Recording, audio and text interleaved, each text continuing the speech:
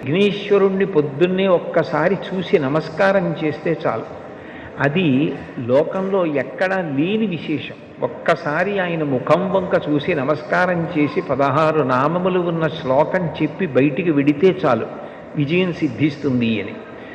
రెండవది ఆయన యొక్క అపారమైన కరుణ. ఇంకా అంతా ఇంత కరుణ కాదు విఘ్నేశ్వరుడిది. ఆయన క్షమించినంత తొందరగా ఎవ్వరూ క్షమించరు.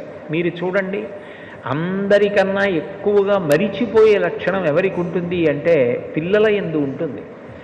మీరు పిల్లలు అనేటప్పటికీ ఒక విషయం జ్ఞాపకానికి తెచ్చుకోవచ్చు.